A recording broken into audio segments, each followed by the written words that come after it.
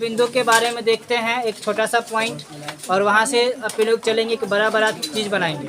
ठीक है, ध्यान दो बड़े, जैसे कि कोई दीवार वगैरह बनता है ना,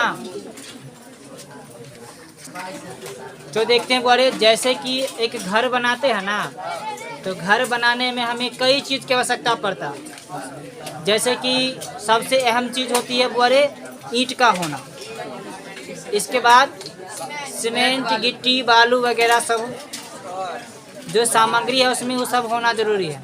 लेकिन एक गौर से देखोगे, एक छोटा छोटा कण मिलकर के एक दीवार बनाता है, और कई दीवार मिलकर के एक घर बनाता है। ठीक है, तो वो मतलब छोटा सा कण, ध्यान दो, छोटा सा कण को अगर सही से सजा दिए, सही से क्या किए बोरे, सजा दिया, ऐसे करके एक घर बन गई। इसी सब को बोरे यत्र तत्र सर्वत्र फेंक देंगे इधर उधर, तो क्या घर बन जाएगा? नहीं बनेगा ना। तो सेम प्रोसेस बिंदु का। ठीक है, बिंदु एक छोटा सा पार्ट है, एक छोटा सा यूनिट है, जिसमें ना तो लंबाई होती है, ना ही चौड़ाई होती है, और ना ही मोटाई होती है। ये बनता कैसे है? तो किसी समतल सतह पर पेंसिल के नोक को एक बार ऐसे करके रख देंगे, इससे जो आकृति प्राप्त होगा उसे वो क्या कहेंगे? बिंदु कहेंगे। तो दिक्कत बना कैसे समझ में आया? लेकिन इसमें क्या लंबाई, चौड़ाई, मोटाई होगी? नहीं होगी। तो बिंदु होगा क्या? तो वह ज्यामितीय आकृति जिसमें लंबाई, चौड़ाई और मोटाई नहीं होता है, क्या कहलाता हुआ? बिंदु कहलाता। कोई दिक्कत नहीं। तो बिंदु लिख कर डाल दो, और डेफिनेशन सभी लोग लिख लो। तो बुआरे अपने लोग बिंदु का डेफिनेशन देख चुके हैं, एक बार पुनः बोल देते हैं, मिला लेना। वह ज्यामितीय आकृति जिसमें लंबाई, चौड़ाई और मोटाई ना हो या कुछ भी नहीं होता है, क्या कहलाता है? बिंदु कहलाता है। ठीक है, चलो अब हमारा रेखा गणित जो है वो यूनान से बन के आया। कहाँ से बन के आया है? यूनान। लेकिन उसका खोज भारत में हुआ था। उसका खोज कहाँ हुआ था? भारत में। और कई शासक अलग अलग से आए, और यहाँ से हर एक चीज़ धीरे धीरे करके ले गए, और अपना नाम वो अपना अंकित करवा लिए, जिस वजह से मजबूरी में आज हमें पढ़ना पड़ रहा है कि हमारा जो रेखा गणित है वो विदेश का देन है। ठीक है, और मजबूरी है, पढ़ना पड़ेगा, क्योंकि उसके पास सबूत है, अपने लोग के पास कोई सबूत नहीं। बात समझ में आया? चलो, तो रेखा गणित बना कहाँ से है? यूनान से। ठीक है, इस पर छोटा सा कहानी शायद बताए होंगे तू लोग को कभी ना कभी, कि नहीं बताए? नहीं बताए हैं?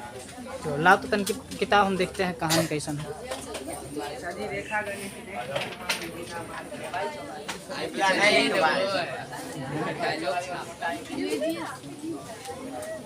नहीं चाहिए अपनी क्लास की किताब एक को थोड़ा सा हम पढ़ लेते हैं कहानी।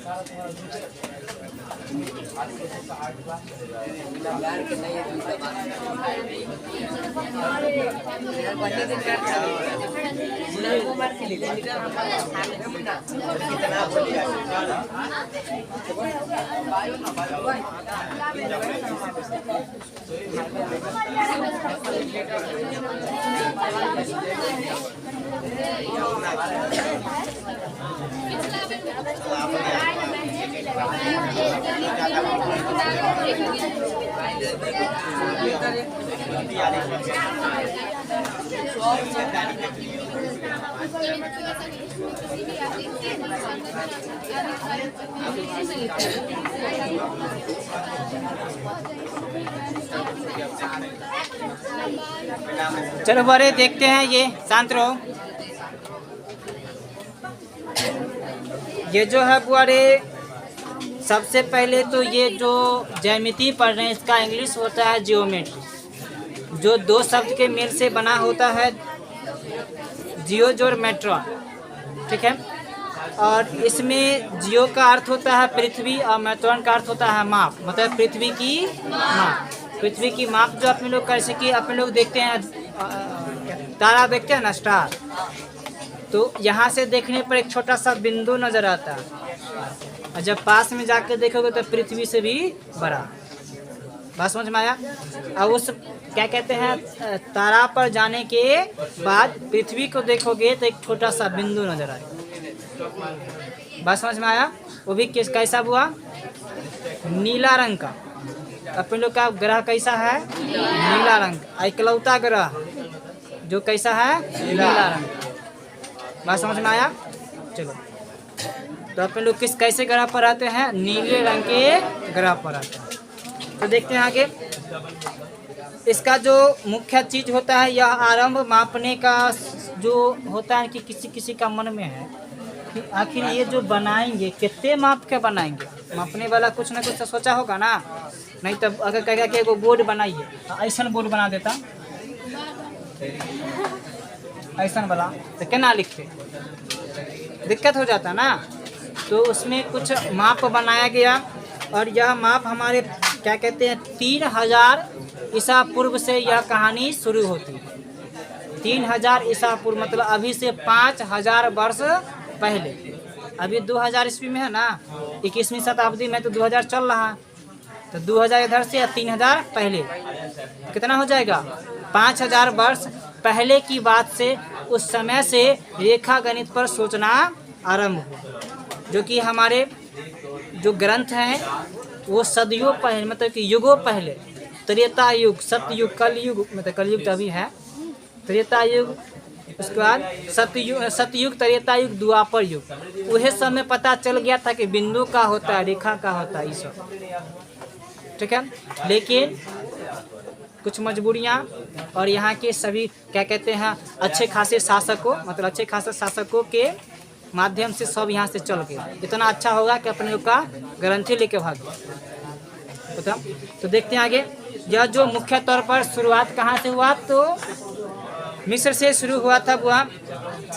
और यह जो है इसका जो उपयोग करते हैं भूमि मापने में करते हैं, खेत खलियान मापने में करते हैं, किसी वस्तु को लंबाई चौड़ाई या क्षेत्रफल मापने में इसका उपयोग करते हैं। ज्यामिति का ज्ञान मिस्र से यूनान पहुंचा। सबसे पहले भारत था, भारत से मिस्र पहुंचा, मिस्र से यूनान पहुंचा। लेकिन अपने लोग को पढ़ना कहाँ है? सबसे पहले कहाँ पहुंचा? मिस्र, मिस्र से यूनान, यूनान पहुंचा। यूनानी में यूनानियों ने ज्यामिति के अंतर्गत बिंदु, रेखा एवं समतल से बनी किसी प्रकार की विभिन्न प्रकार की आकृति का अध्ययन क्षेत्रफल के माध्यम से किया। ज्यामिति के विकास में ग्रीक गणितज्ञ थेल्स का भी महत्वपूर्ण योगदान है। अब रेखा गणित जो शुरू हुआ था तो उस समय वो सिर्फ पढ़ क्या रहता? बिंदु, रेखा, थोड़ा बहुत त्रिभुज, ये सब पढ़ रहा था बस, ठीक है। तो रेखा गणित को बढ़ाया कैसे जाए? तो यह जर्नली आप लोग क्या किए कि नाम क्या है, धीरे धीरे करके आगे बढ़ते गए, धीरे धीरे करके आगे बढ़ते गए और एक गणितज्ञ आए जिसका नाम था थेल्स। इसका क्या नाम है? थेल्स। तो थेल्स गणितज्ञ जो थे इसका भी रेखा गणित को बढ़ाने में या उसके बारे में ज्ञान बताने में उसका भी बहुत बड़ा योगदान रहा, जिसके बारे में वो 10वीं क्लास में पढ़ेंगे। थेल्स परमेय जो एग्जाम हॉल में भी 5 नंबर में पूछा करता, ठीक है। थेल्स परमेय होता क्या था ये भी अपने 10वीं क्लास में देखेंगे। इसके बाद ज्यामिति में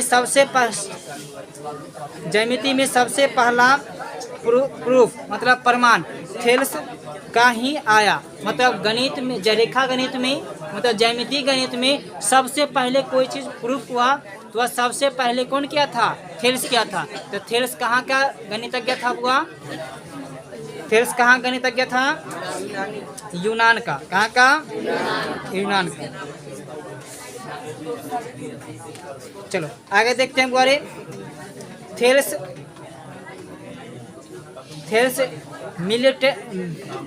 मिलेटन्स नगर के एक व्यापारी थे। मतलब कि थेल्स जो था एक व्यापारी था, वह कोई गणितज्ञ नहीं, पढ़ा लिखा व्यक्ति नहीं था, बहुत कम पढ़ा लिखा था। जैसे कि अपने लोग के क्या कहते हैं, छोटा छोटा जो वैज्ञानिक सब जो है पुराने ज़माने का, वो पढ़ा लिखल थोड़ी है।